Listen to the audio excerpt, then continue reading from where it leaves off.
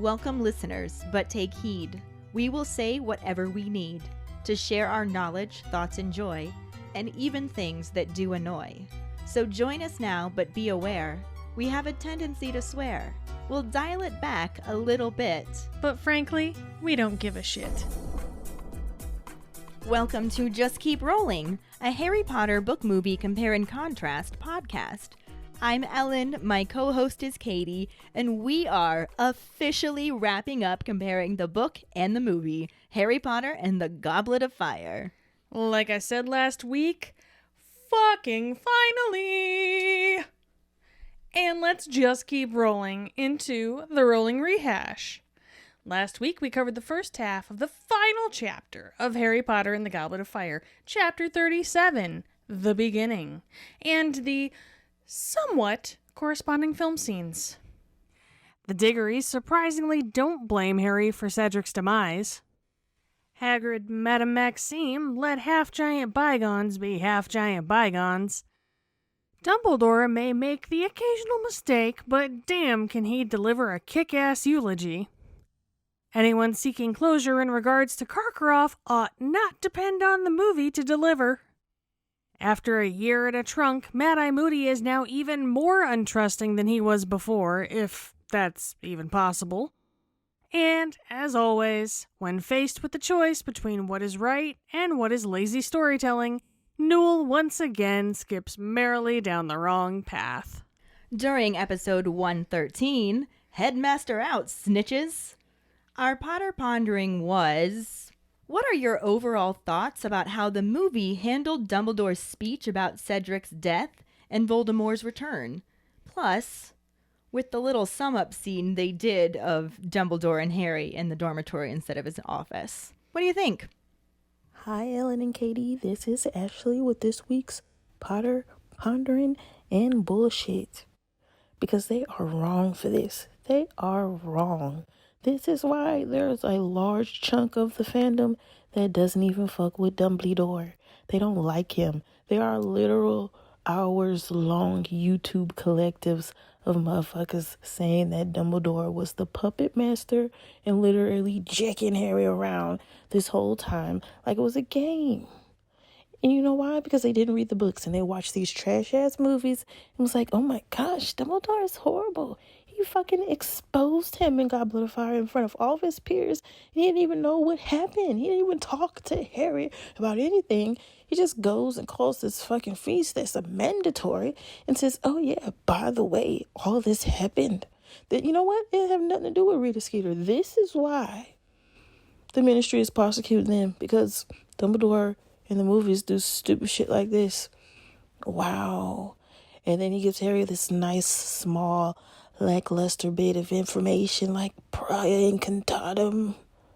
The drapes are old as fuck, Harry. You ain't know.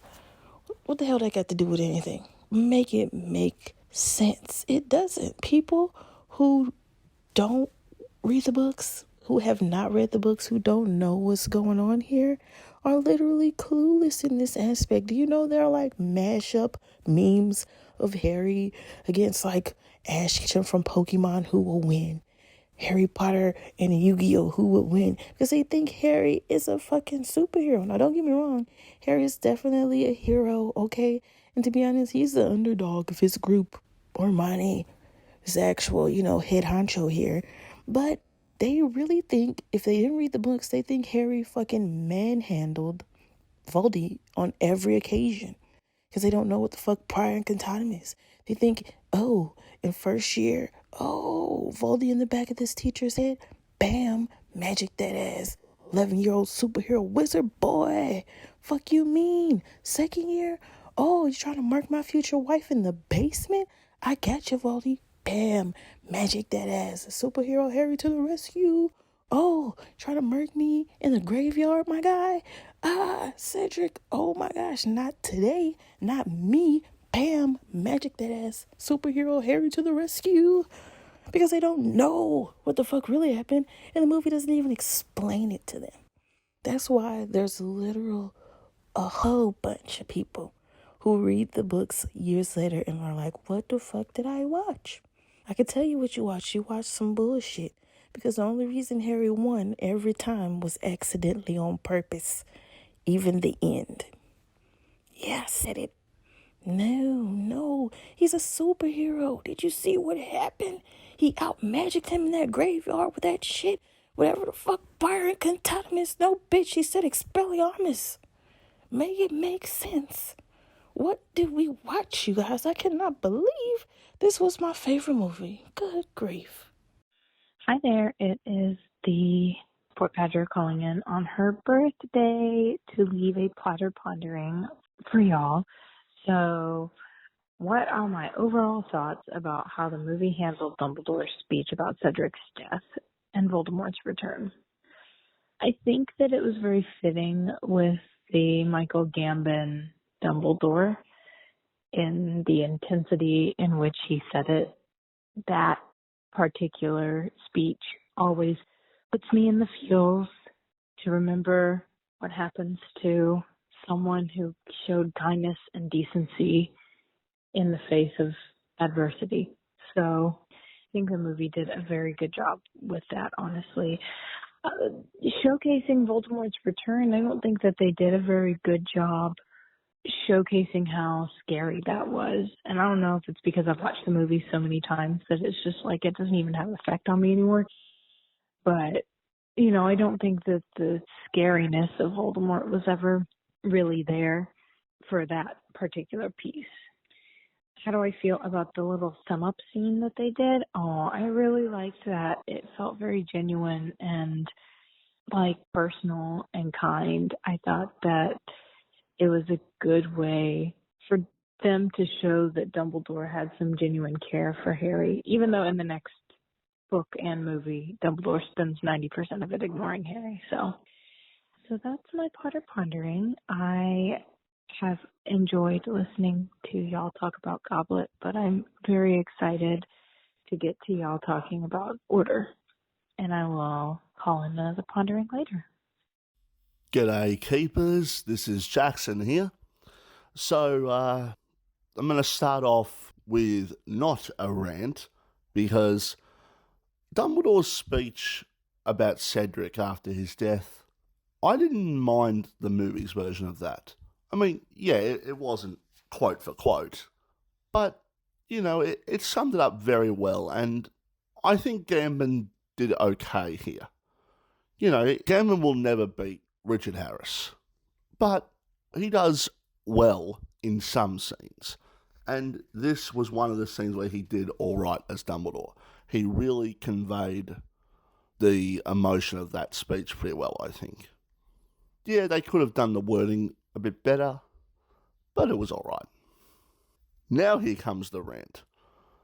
Harry's conversation with Dumbledore about Priori Incantatem. What the fuck, Newell?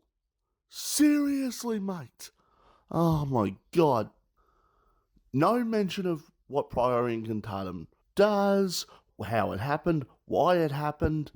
Oh my god, seriously? Ugh. I'm just glad that this is the last time I'm gonna say fucking Newell. Oh. Anyway, that's my thoughts. Hi, friends. It's Julianna with this week's Potter Pondering. I have big feelings with Dumbledore's speech because I happened to be rereading this on September 11th, 2001, and the whole we are as united as we are divided, all of that stuff, that just gets me in the feels because it takes me back to that moment.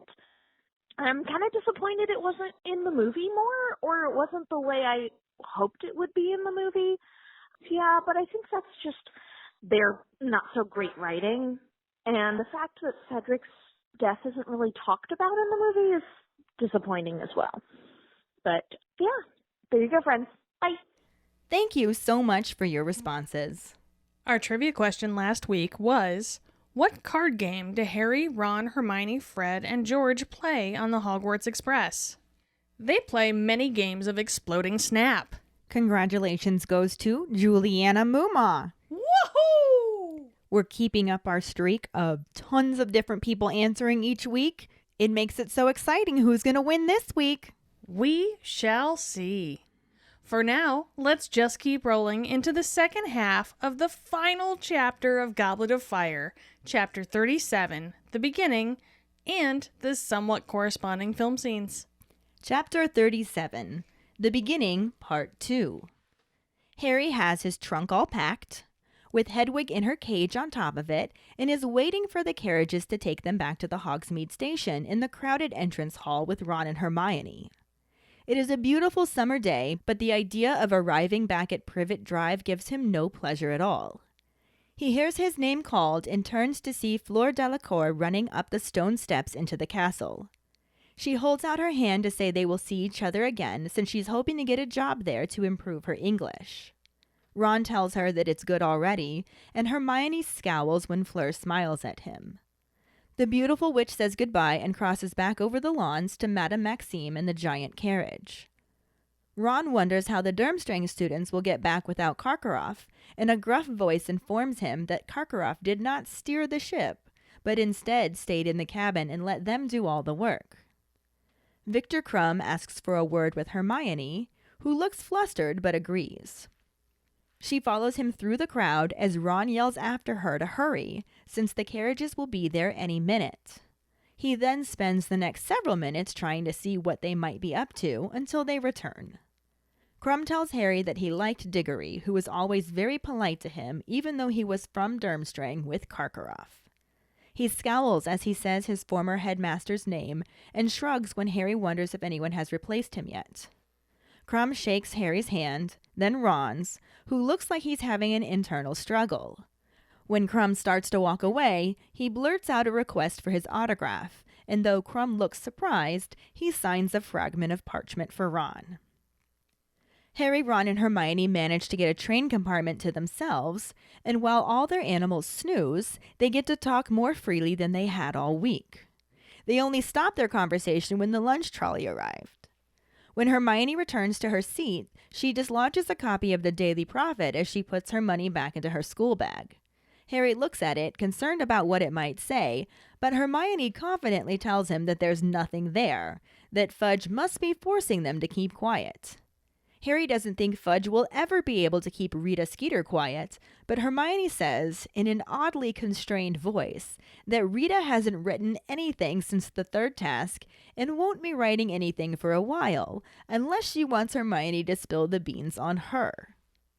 Ron wonders what she's talking about, and Hermione explains in a rush that she found out how Rita was listening in to private conversations when she wasn't supposed to be on the grounds. Harry asks how she was doing it, and Ron asks how Hermione found out, and she explains that it was actually Harry who gave her the idea. She refers to bugging, saying that she doesn't mean electronic bugs, but rather that Rita Skeeter is an unregistered animagus that can turn into a beetle. As she reveals this, she pulls a sealed glass jar out of her bag, containing a few twigs and a leaf and one large beetle. Ron is in disbelief that she actually has Rita Skeeter in a jar, and Hermione points out how the markings around the beetle's eyes are exactly like Rita's glasses. Harry remembers that there was a beetle on the statue the night they heard Hagrid tell Madame Maxime about his mum, and Hermione says that Victor pulled a beetle out of her hair after their conversation by the lake. She also figures that Rita was perched on the windowsill in the divination classroom when Harry's scar hurt and has been buzzing around for stories all year. Ron realizes that Malfoy must have been talking to her in his hand, and Hermione confirms this, saying he must have known, and that's how she was getting all the interviews with the Slytherins. She puts the jar back in her bag smiling until Malfoy, Crabbe, and Goyle open their compartment door. Draco sarcastically calls Granger very clever, and the three boys look more pleased with themselves and arrogant than Harry has ever seen them. Malfoy walks into the compartment and mocks Hermione for catching a pathetic reporter, and Harry for being Dumbledore's favorite boy again. He smirks, asking if Harry is trying to not think about it, and Harry very simply tells him to get out and grips his wand under his robes. Malfoy begins talking about how Harry picked the losing side, and how he warned him not to hang around riffraff like Ron and Hermione. When he mentions Diggory being the first to go after the Dark Lord's return, spells from every direction go off like fireworks in the compartment. Malfoy, Crabbe, and Goyle are all unconscious in the doorway, and Harry, Ron, and Hermione are standing, each having used a different hex. Fred and George are also in the corridor, having also cursed the 3 Slytherins. They step into the compartment, George making it a point to tread on Malfoy, and check out the effects of the multitude of curses. George wonders who used the Furnunculus curse, since it seems to have mixed oddly with his jelly legs jinx, and caused Crabbe to sprout tentacles all over his face. Ron, Harry, and George roll them out into the corridor and shut the door. Fred pulls out a pack of cards, and they all start playing Exploding Snap. By their 5th game, Harry decides to just ask the twins who they were blackmailing, and though they initially tried dodging the question, they eventually admit that it was Ludo Bagman. Harry wonders if he was involved in the Death Eater stuff, but George cuts him off to say that it wasn't anything like that. He's a stupid git who wouldn't have the brains. Ron wants to know what he did do, and the twins explain that he paid them in leprechaun gold for their winning bet at the Quidditch World Cup, and it vanished the next day. Hermione figures it must have been an accident, and they say that's what they thought too, but in the end he turned pretty nasty and said they were too young to gamble and refused to give them anything. They asked for their money back, and he also refused to do that. It turned out that Lee Jordan's dad had trouble getting money off of him as well, and that Bagman is in big trouble with the goblins, having borrowed loads of gold off of them that he hasn't paid back. He tried to pay it back by putting a big bet against the goblins on Harry to win the tournament, and Harry now understands why he kept trying to help him win. He figures that Bagman can pay them back now since he did win, but the goblins play as dirty as Bagman and claimed he drew with Diggory and didn't win outright. In the end, Bagman had to run for it, which he did right after the 3rd task. George sighs and begins dealing the cards out again. The rest of the journey passes pleasantly enough. Harry actually never wants to arrive at King's Cross, but has learned the hard way that time does not slow down when something unpleasant is ahead. All too soon, they are pulling in at platform 9 3/4, and all the students begin to disembark. Hermione and Ron struggle past Malfoy, Crabbe, and Goyle, but Harry stops Fred and George before they can leave. He pulls out the sack of galleons and thrusts it into George's hands, telling them to take it for the joke shop. The twins initially refuse to accept the gold, but Harry insists, saying that he doesn't want it or need it, but he thinks they could all do with a few laughs. George weighs the sack with his hands and says there's got to be 1,000 galleons in here. Harry grins and tells him to think how many canary creams that is. The twins just stare at him, and Harry requests that they don't tell their mum where they got the money. Fred begins to protest, but Harry pulls out his wand and tells them to take it or he will hex them. He also asks them to buy Ron some different dress robes and say they're from them. Harry then leaves, stepping over the 3 Slytherins before Fred and George can say another word. Uncle Vernon is waiting beyond the barrier near Mrs. Weasley, who gives Harry a tight hug and whispers that she thinks Dumbledore will let him stay with them later in the summer. Ron and Hermione both say goodbye, the twins mutter their thanks, and Harry winks back before silently following his uncle from the station, deciding there is no point in worrying yet. As Hagrid said, what will come, and he will meet it when it does. In the movie, the camera cuts to crowds of students from Hogwarts, Durmstrang, and Beauxbaton milling around, preparing to leave the castle. Victor Crumb approaches Hermione and hands her a note, asking her to write to him. Hermione says bye, and the camera cuts to Fleur and her sister Gabrielle saying goodbye to Ron, each with a kiss.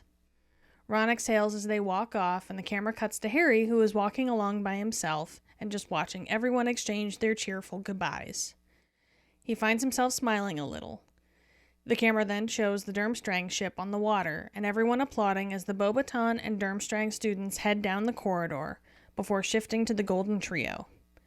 Ron wants to know if they will ever just have a quiet year at Hogwarts, and both Harry and Hermione say no with a laugh. Ron says, "Oh well, what's life without a few dragons?" and the 2 boys start to walk away. They hesitate when they realize that Hermione didn't move and look back at her. With a sad smile and a wavery voice, she comments on how everything is going to change now. Harry walks back over to her, puts his hand on her shoulder, and plainly says, "Yes." Hermione nods, steels herself, and then joins the boys as they walk down the corridor. She asks them both to promise to write over the summer, and Ron tells her that she knows he won't. She grabs Harry's arm and says that he will, which gets her a very sarcastic, "Yeah, every week," in response. She smiles and shakes her head as they walk out a doorway overlooking the mountains and watch as the Beauxbaton carriage flies by. The camera follows the carriage, cutting to it flying past the Durmstrang ship sailing away on the lake, right before it lowers down beneath the surface and the carriage disappears into the distance. The camera fades to black and the credits roll. Bam. Oh, bam. I mean, we still have to talk about the differences here. Yeah, but... And some similarities. Because there are some of both. Some. The differences mostly occur in things the movie left out. Mm-hmm. Usually happens that way. But in this instance, what they did include was pretty similar. Minor changes. We'll talk about it. Yep. In the book, we start this section off talking about Harry's trunk being packed and everything piled up with Hedwig in her cage on top. Mm-hmm. And they're all down in the entrance hall just waiting for the carriages to arrive so they can load everything up and head to the train station in Hogsmeade. Yep. They mention that it's a beautiful summer day. And Harry's even thinking about like how green it's going to be back at Privet Drive and all of the flowers in the flower bed. And because everybody in that neighborhood cares about what their lawn looks like. So it's got to be beautiful. Oh, yeah. They're perfectly manicured lawns, man. But he cares nothing about that. And the idea of going back to Privet Drive is just like to him. Understandably, because he has to go to the Dursleys. He has to go see those satchels of assholes. Mm-hmm. And who wants to do that? Literally no one. Not I. Nor I.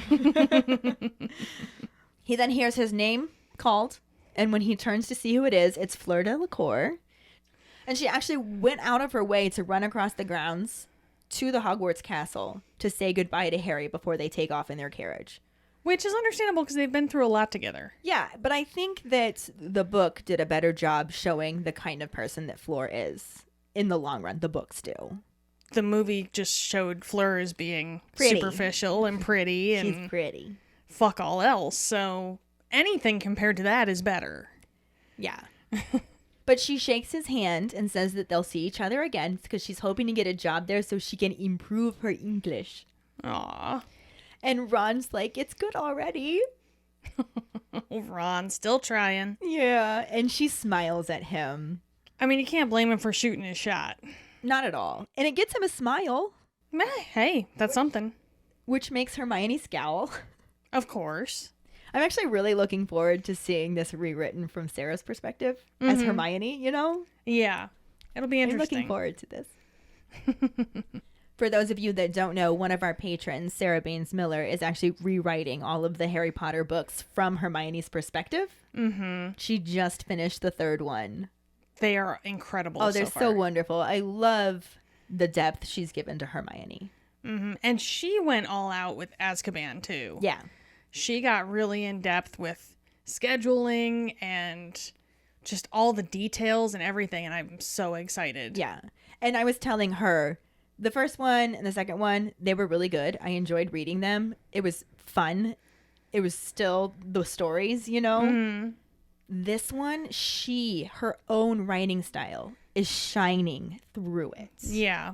I saw that in the second one a little bit too. It was starting to sound a little bit more like her voice. The first one sounded a little bit too much like she was trying to imitate Rowling. Yeah. The second one, she got herself. The third one, it pays wonderful homage to the original story. But her voice, and she's really fucking funny. Mm-hmm. Her voice and all of the little Easter eggs that she put in there that make references to the movies or our podcast or Echo Cordy because of his role as Bem. Like, oh my God, it's a wonderful read. So we posted that on our Facebook page, and I'll make sure to repost it again when she gets the whole thing uploaded. But you guys should definitely check it out if you hadn't. But like I said, really looking forward to seeing this particular moment with Hermione just having that little bit of jealousy towards Ron and Fleur. Little tinge, if you will. And then the beautiful witch says goodbye and just runs back over the lawns back to Madame Maxime in that giant powder blue carriage and gets ready to go. Like you do. Right. Mm-hmm. As Ron watches this happen, because, you know, he loves to watch them walk away, Facts. It makes him wonder how the Durmstrang students are going to get back without Karkaroff to steer the ship. Mm-hmm.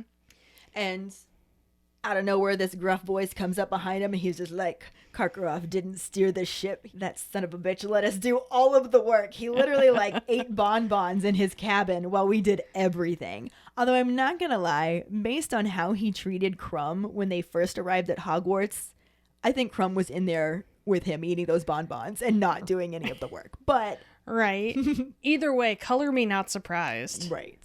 Karkaroff is such a bitch. Yeah, and he didn't do any of the work, so the Durmstrang students all know how to get themselves back, but it seems interesting to think that there's not going to be an adult with them. Yeah. Because Harry does ask, did anybody replace your headmaster yet? And Yeah. Crumb just like shrugs. So no, I guess that's a no. Apparently not. It just seems so odd that, like, how will this not become Lord of the Flies Part 2 is what I want to know. Like, Well, in the book, it's not all boys. well, there's that. There is that. They have the girls for the voice of reason, I suppose. I guess. If it was the movie, it would totally be Lord of the Flies Part 2. Definitely Lord of the Flies Part 2. Holy shit. But anyway, Victor asks for a word with Hermione, and she's super flustered by this, but agrees. Mm-hmm. And she follows him through the crowd because they needed some privacy. And Ron's just yelling after her. So now we have the jealousy coming back from Ron, and I love this. It's a beautiful little setup here. Mm-hmm. But he yells after her to hurry up because the carriages are going to be there any minute. And then spends the rest of that time waiting for her to come back, just trying to like up on his tiptoes, trying to see through the crowd what they're getting up to. What's going on? What's going on? He's leaning in. He's leaning in. What's he doing? He's whispering in her ear. Get off of her, man! What'd he say? What'd he say? Yeah. Damn it, I need to learn how to read lips. Let me at him. Let me at him.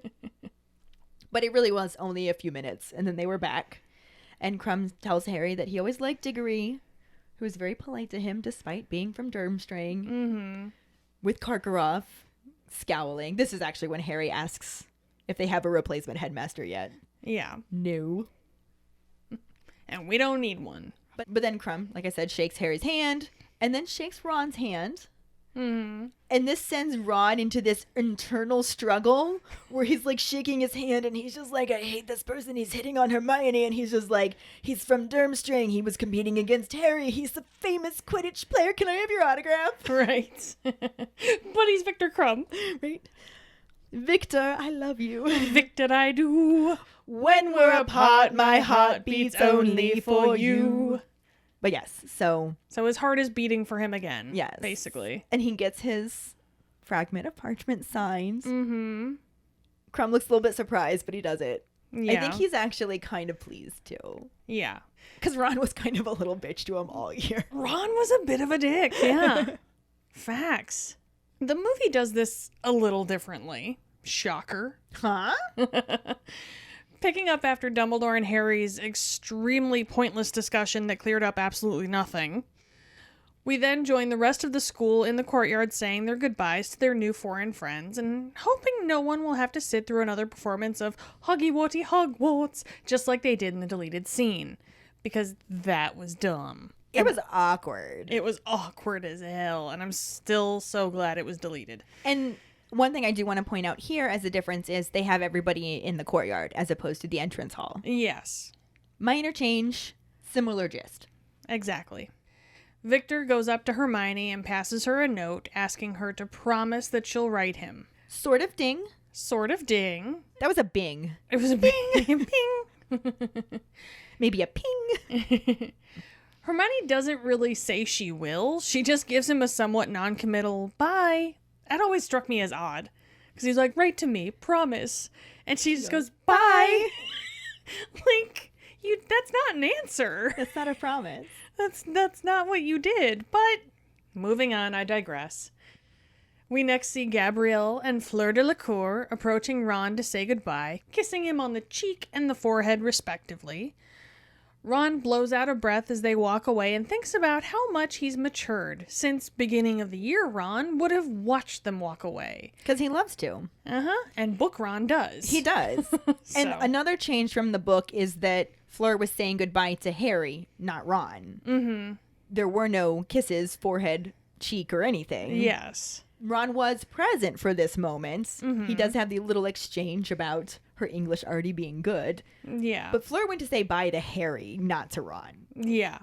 Harry's not essentially in this scene yet. Right. But he does show up now.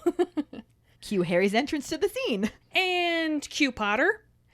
We then see Harry watching from the corridor as everyone hugs and says their goodbyes.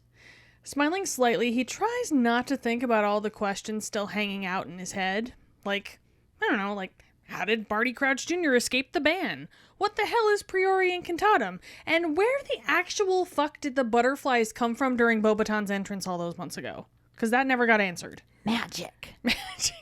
Lactating butterflies. It answers all of them. It answers none of them. How did Barty Crouch Jr. escape the ban? Magic. What the hell is Priori Incantatem? Magic. Where the actual fuck did the butterflies come from during Bobaton's entrance all those months ago? Magic. It works. I mean, yeah, it works, but not in a clear and concise storyline. Oh, you wanted clear and concise? You gotta read the books.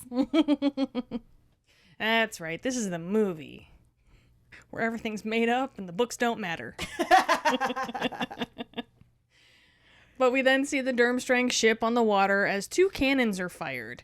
And they really shouldn't have let Filch hang out on the boat by himself in hindsight. Just saying. Him and his premature evacuation of cannons. Impressive that he got 2 off that quickly. Right? He's getting better. Is Or he, worse. though? Not sure. Moving on, as the girls of Bobaton and the boys of Durmstrang make their way down the corridor as all the Hogwarts students applaud, we join our golden trio in their yearly trip to the Department of Closure. Though it doesn't really close anything, let's be honest. It closes a door. It closes another year at Hogwarts. It closes another year at Hogwarts. Silly Ron wonders if they will ever just have a normal fucking year at Hogwarts. Harry and Hermione both chuckle and say, hell no.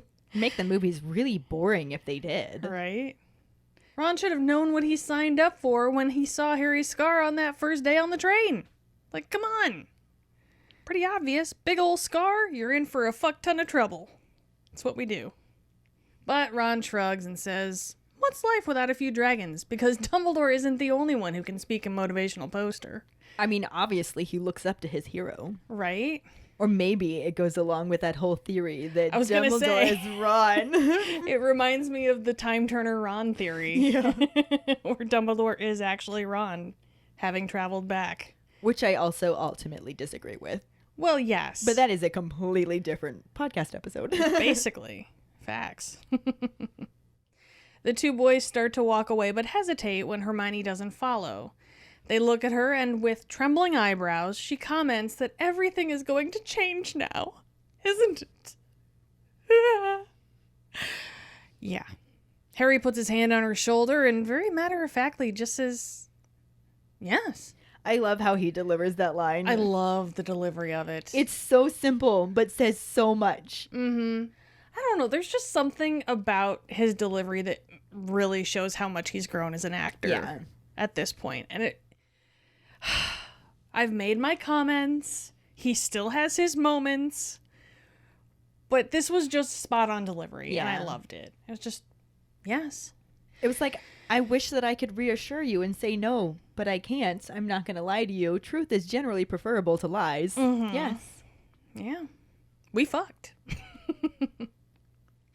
But Hermione nods, takes a deep breath, and joins the boys in their walk down the corridor as she makes them both promise to write her over the summer holiday. Ron reminds her who the fuck he is and laughs at such a silly demand, while Harry says he will in the most sarcastic way possible, despite the fact that just 2 years ago he was whinging about how he hadn't gotten any letters or news from his friends all summer. But, sure, Harry, go off and be a dick like that. Like it's a federal crime when someone else doesn't write to you, but you're not going to bother to write to them. But Hermione smiles, shakes her head, and rolls her eyes, because that's all you can really do at that point. And we know in the books that they all do write each other. Mm-hmm. But she smiles, shakes her head, and rolls her eyes, because it's about all you can do at this point. And she drags them out to watch the Bobaton carriage fly off into the sunset as the Durmstrang ship sinks back into the Black Lake. The music swells, and the screen fades to black, and we are finally fucking done with this fucking movie!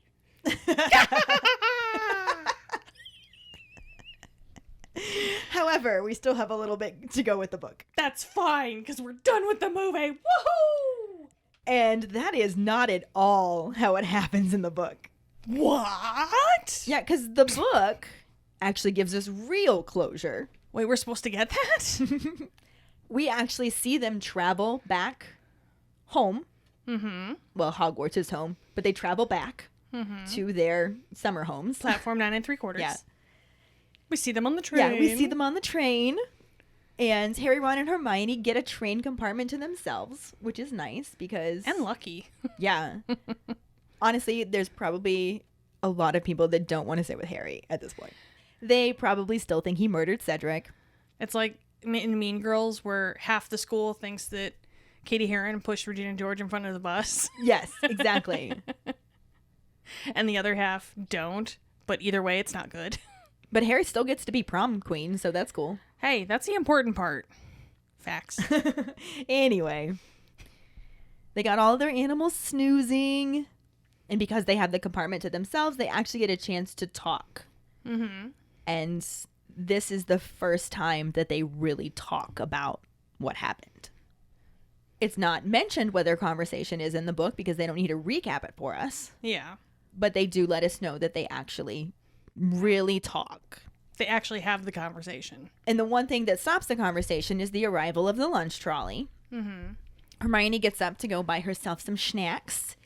And when she comes back with her food and tries to put her money back into her school bag, she accidentally dislodges a copy of the Daily Prophet. Mm-hmm. And Harry sees it and he's just like, oh, fuck, what's in that? Yeah. Oh, what are they saying now?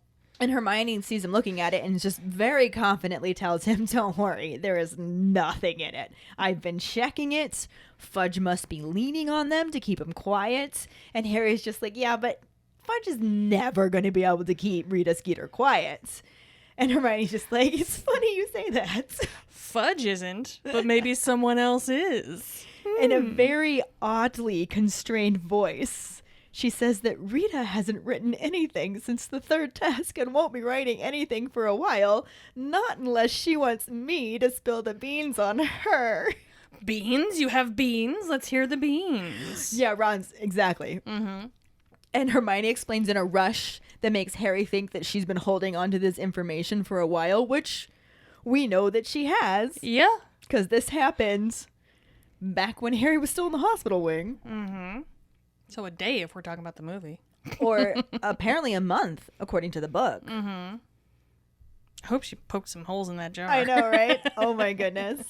So in this rush, she explains that she figured out how Rita's been listening into private conversations when she's supposed to be banned from the grounds. Mm-hmm. And Harry immediately wants to know how she was doing it, whereas Ron is more like, how did you figure this out? Mm-hmm. So Hermione answers Ron's questions first, explaining that it was actually Harry who gave her the idea. And he's like, what did I do? And she just goes, bugging. And Harry's just like, but I thought you said it wouldn't work. Like, Ron and Harry are both like, but I thought that wouldn't work. And she's just like, not electronic bugs. Rita Skeeter can quite literally turn into a beetle. She is an unregistered animagus. That kind of shit right there will get her in so much trouble. And I've figured it out. And as she's saying all of this shit, she pulls a jar, a sealed glass jar. Like you said, hopefully she pokes some holes in the top. Hopefully there's some holes. And this is my favorite part of the whole thing. A sealed glass jar containing a few twigs and leaves. Well, yeah, you got to put them in their own natural environment. I love that she gave her a beetle environment, some twigs and leaves. Rita's in there like, this is just like the fucking forest.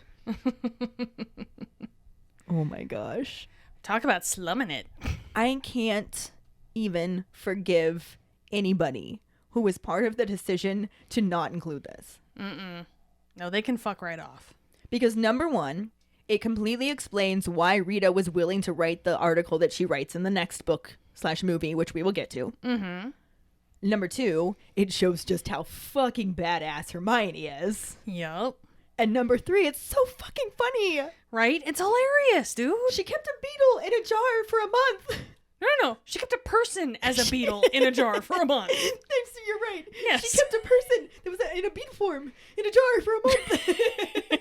With a stick and a leaf. With a stick and a leaf. Oh my god, how did they think this was not necessary to include? We got bilked. Like, oh my god. It is unforgivable. It is as unforgivable as leaving out Peeves in my mind. Facts. Big facts. All I wanted was Beetle Rita. That's all I wanted. Right. That's really hard to say, by the way. Beetle Rita. Beetle Rita. All I wanted is to beat a Beetle Rita. Damn it. See? Sorry. All I wanted was to beat a Beetle Rita. Try saying that 10 times fast. Beat a Beetle Rita? Beat a Beetle Rita. Beat a Beetle Rita. Beat a Beetle Rita. Beat a Beetle Rita. Beat a Beetle Rita. I think we just found the episode title. Beetle Rita. It just sounds like we're saying Beetle Rita. I know. Beat a Beetle Rita. Anyway. Moving on. Y'all enjoy doing that at home. Ron is like, there's no fucking way. You have Rita fucking Skeeter in a jar with a twig and a leaf. Like, this is not a thing. And Hermione's just like, oh, it's a thing. Look at those markings around the Beetle's eyes. They are exactly like the foul glasses that she wears. Mm-hmm. There's no way you have this. The fuck I don't. Oh, I got this. This is not just some random beetle I'm putting in a jar. This right here is Rita fucking Skeeter. And then Harry remembers there was a beetle on the statue the night that they heard Hagrid telling Madame Maxime about his mom. Mm-hmm. And like, in that chapter, it specifically said that Harry tried to pay attention to the beetle so he wouldn't overhear this private thing that Hagrid was talking about. Mm-hmm. It was there! Which is interesting, because Harry was trying to not overhear by focusing on the beetle, and the beetle was trying to overhear. Like, that's all the beetle wanted. Isn't it ironic? Don't you think? I do. Yeah. I do think. And yeah, I really do think. Hermione also points out that Victor pulled a beetle out of her hair right after they had their conversation by the lake after the second task. You have a water beetle in your hair. And she just like brushes it away, like, whatever. Are you okay, Harry? Yeah. It was mentioned. Mm-hmm. So she figures that Rita was in beetle form, perched on the windowsill in the divination classroom because Harry opened the window. It made mention of an insect buzzing around. Mm-hmm. When Harry fell asleep and had the dream and woke up with his scar hurting. You can never take anything for granted. Right. You really can't, and this is proof of that. I can't believe how much this was set up to just be completely ignored for the films. Mm-hmm. Just completely ignored. Yes. It's criminal. No! But anyway, so she figures that she was buzzing around for stories all year. Mm-hmm. In beetle form, because she wasn't supposed to be there in human form. Technically, she wasn't supposed to be there in beetle form either, No, but definitely not. that was a loophole she was not caring about. Facts. Ron realizes that Malfoy must have been talking to her in his hand when it looked like he was using a walkie-talkie. Mm-hmm. And Hermione's just like, yeah, he had to have known all along. And that's how she was getting all of those interviews with the Slytherins, because they were highly publicized, quoting horrible things about Harry and Hermione and Hagrid and whatnot. Yep. But she's pretty pleased with herself, and she puts the jar back in her bag, smiling. And this smile is somewhat wiped off of her face when Malfoy, Crabbe, and Goyle choose this opportunity to just barge in. Of course. They just open the door. Draco sarcastically calls Granger very clever. He's like, very clever, Granger. It doesn't say sarcastically in the book, but I know he's not being sincere, so I added in sarcastically just because Draco. Sarcastically or maliciously, even. Yeah. I would take either. But he sure as hell wasn't being nice about it. Definitely not.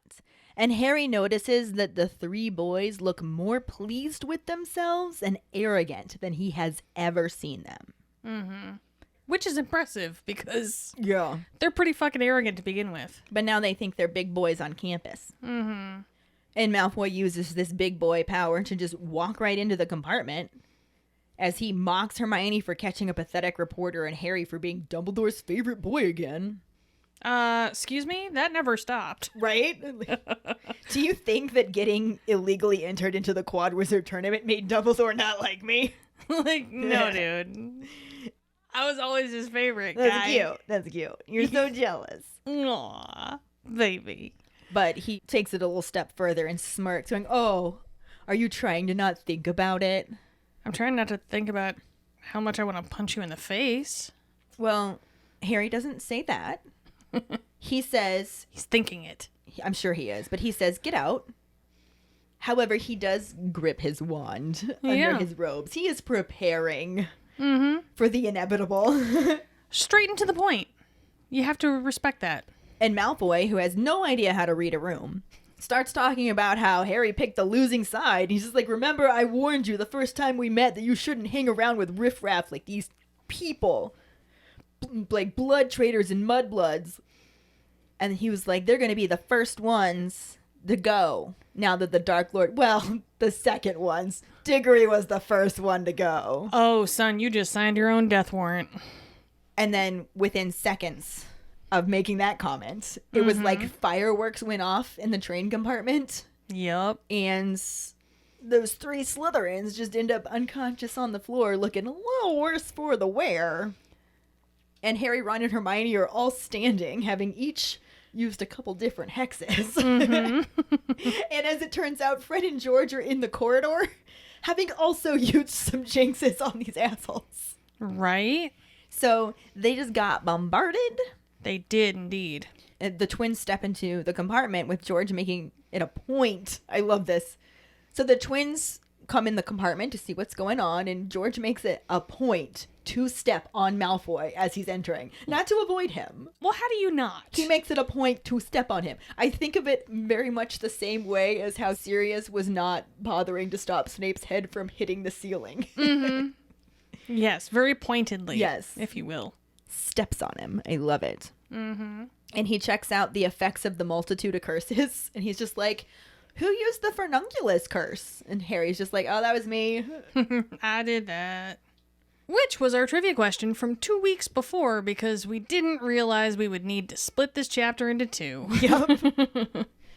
And George finds the effects extremely interesting, since it mixed with his jelly legs jinx and caused Crabbe to sprout tentacles all over his face. Again, that's a hentai I've seen. I mean, I'm pretty sure that they decided it made him look better, though. Was that in this book? I feel like in any book, that would be the truth. This is an improvement to his looks. Yeah. Anyway, Ron, Harry, and George roll them out into the corridor and just shut the door on him. They just leave him in the corridor, Sure. covered in tentacles and other random shit. Unconscious. Fuck you all. Facts. Fred pulls out a pack of cards, and they all start playing Exploding Snap. Which was our trivia question. Yep. About halfway through game 5, Harry's just like, "Fuck it, I'm gonna ask him. Who were you blackmailing?" And the twins are initially like, "Oh, no, it's no big deal. It's over. It's done with." And they're like, "No, really, like, we all want to know. Who were you blackmailing? Yeah. What was going on here?" Inquiring minds want to know, twins. Exactly. And they were like, "Okay, fine. It was Ludo Bagman." And Harry's just like, "What? Did he have anything to do with The movie. I mean, no." Which is also the answer to what Harry was actually asking, because George is just like, "No, it was nothing like that at all. He's a stupid git who wouldn't have the brains to be involved with Voldemort's return to power." So Ron wants to know what he did do, yeah. understandably.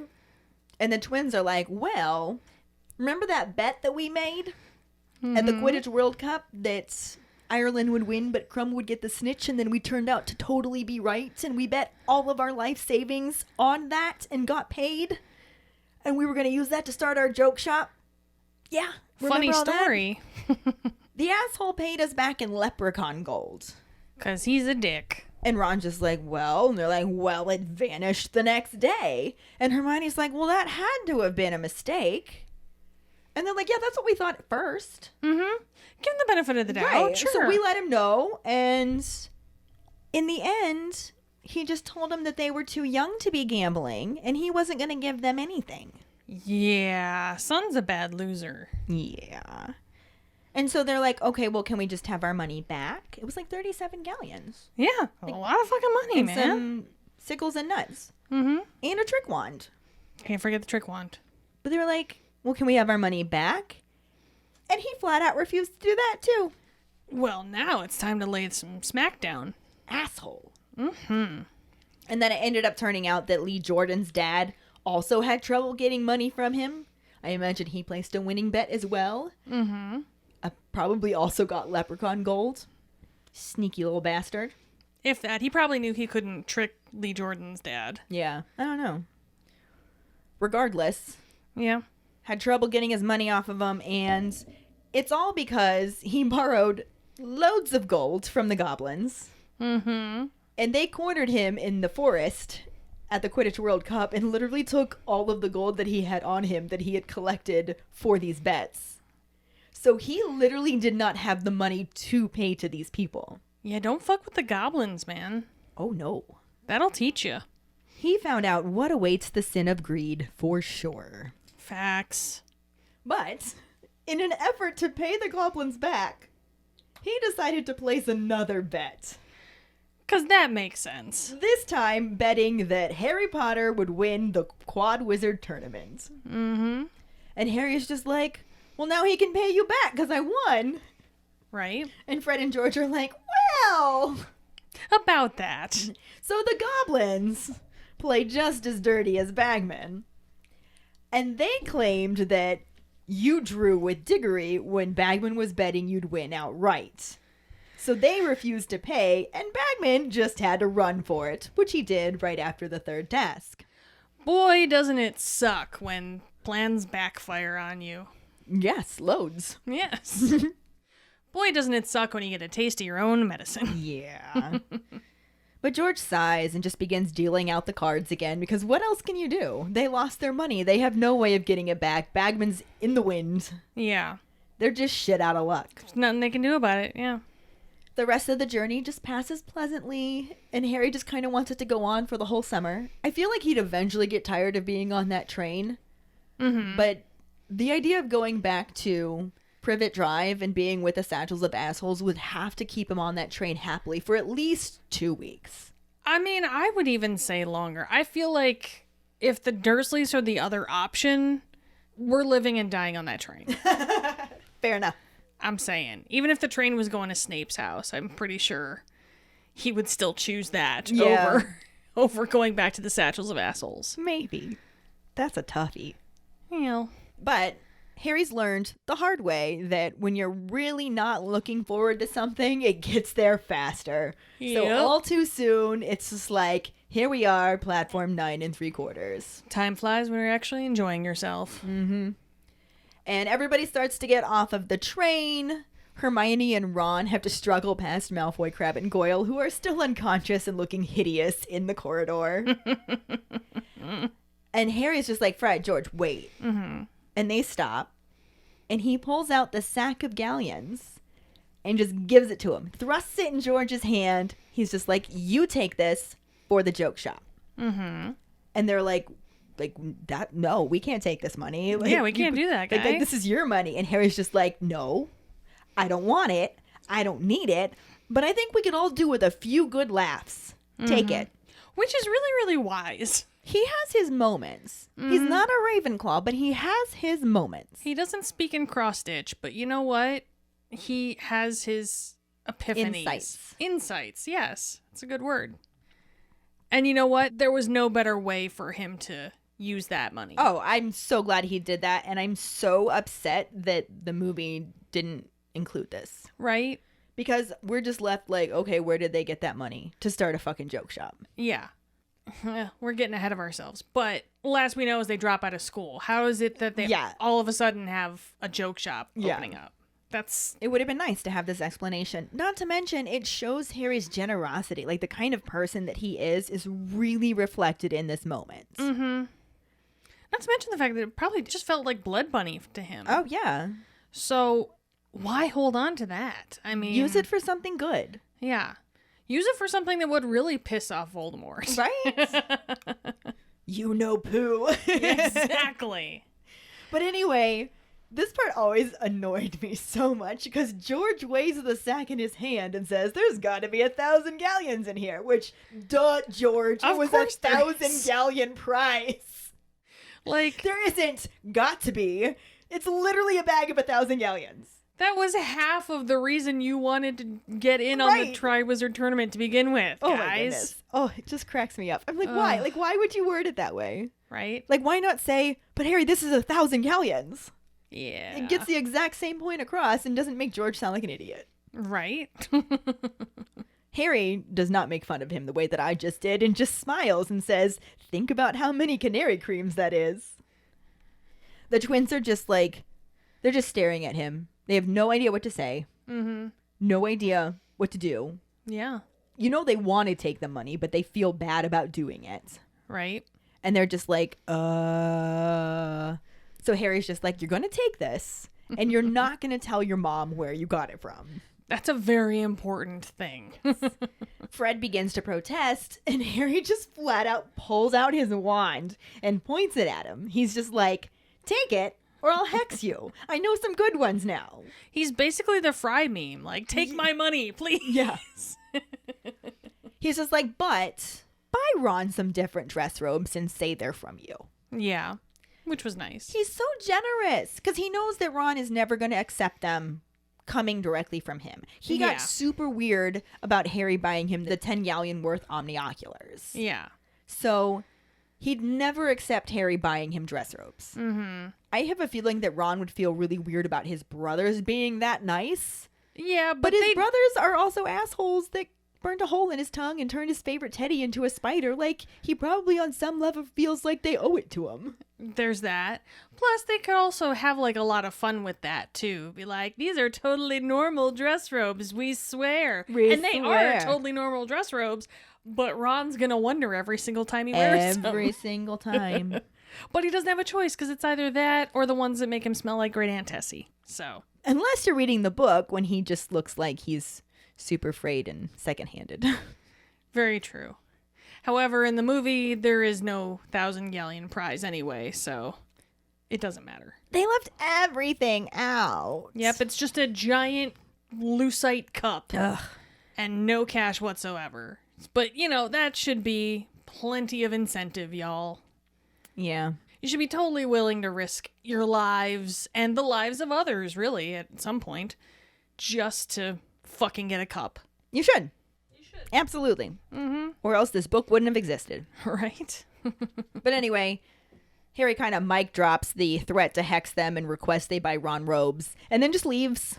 Steps over the Slytherins unconscious on the floor and just leaves so that Fred and George can't argue anymore. He just leaves them with the money. It's yours, take it. I ain't taking it back. You give it back to me, I'm just going to throw it in the bin. Yep. So you might as well just fucking take it. Uncle Vernon is waiting for him beyond the barrier. But he is standing near Mrs. Weasley, so she gets to Harry first, and she gives him a huge hug. Mm-hmm. And she whispers to him that she thinks Dumbledore's going to let him stay with them later in the summer, so to keep in touch. Mm-hmm. And then Ron and Hermione both say goodbye, and the twins mutter their thanks, and Harry just winks at them. And then silently follows his uncle out of the station, deciding to himself that there's no point in worrying yet. Which is a valid point. And what he got from Hagrid was, what will come, and he will meet it when it does. Mm-hmm. End Goblet of Fire, book and movie. Oh, roll credits, motherfuckers. Actually, roll Potter Ponderings. That too. Where we want to know, what are your thoughts on how the movie wrapped up the Goblet of Fire? Yep, thoughts, comments. We know you got them. We know you got them. Let's hear them. Find the post on our Facebook page and share your thoughts. Or call us at 216-526-6792 and leave your response as a voicemail. Make sure you start off telling us your name and then go into your answer. We really look forward to reading and hearing them. This will bring us to our Sorting Hat story, which is from Daniel Cleary. He writes, in 8th grade, my family moved from California to Georgia, and I attended public school for the first time since 1st grade. Our large middle school assigned Harry Potter and the Sorcerer's Stone for a class reading assignment. We read along in class to Jim Dale's rendition of the audiobooks, and I was instantly enthralled. I read like never before. I usually had no attention span for reading, preferring video games and films, but this Wizarding World had me up past my bedtime to read a book for the first time in my life. Our homerooms at school were our houses. I had the science teacher, so we got Slytherin, which ended up being my sorted house also. Gotta love that. Thank you so much for sharing your Sorting Hat story with us, Daniel. Yes, thank you. And if any of you other keepers out there listening would like us to read your Sorting Hat story on a future episode, you can email it to us at justkeeprolling@gmail.com. Let us know your house, wand, Patronus, how you got into Harry Potter, and anything else that you might want to share with us. Or you can message it to us over social media. This week's trivia question is, in the U.S. version, Mrs. Weasley serves homemade strawberry ice cream for dessert. What do they refer to dessert as in the UK version? The first one who responds with a correct answer and the code word #yummy will get a sticker. Another way to get a sticker is to rate and review us through iTunes or Facebook. Make sure to email us at justkeeprolling@gmail.com to let us know you did, and we'll get back to you to figure out which sticker you want and where to send it. Don't forget to find us and follow us on Facebook at JKR Podcast and Twitter and Instagram at Just Keep Rolling. Following us on Podbean at justkeeprolling.podbean.com will get you the episode as early as possible and give you a leg up in answering the trivia question. Make sure to check out our website at justkeeprolling.com, and don't forget to subscribe to our YouTube channel. If you would like to help us continue creating more content, you can support us as a patron and get extra perks on patreon.com/justkeeprolling. As always, any support you can give is greatly appreciated. We also just want to take a minute to wish our first patron, our number one keeper, I'd say. Yeah, because she was like the first of so many things. she was one of our first listeners. Our support badger, Yes, Karlee. Karlee Ferguson, gets a very special shout out today because it is her day of birth. It is, and we are very glad that this day happened, because without it, we would have no support badger and we'd be very sad. She is an amazing human being that we are very blessed to be able to call a friend. I just love this girl so much. I can't even. I'm so glad you were born. Yay, Karlee. Happy, happy, happy birthday. Yes, we love you very much. And join us next week when we start discussing the differences between the UK and US versions of Harry Potter and the Goblet of Fire and share our favorite moments from the episodes covering the first half of the book and the movie. Thanks for listening. We hope you hear us again. I'm Kayde. I'm Ellen. Until the next time, Just keep rolling.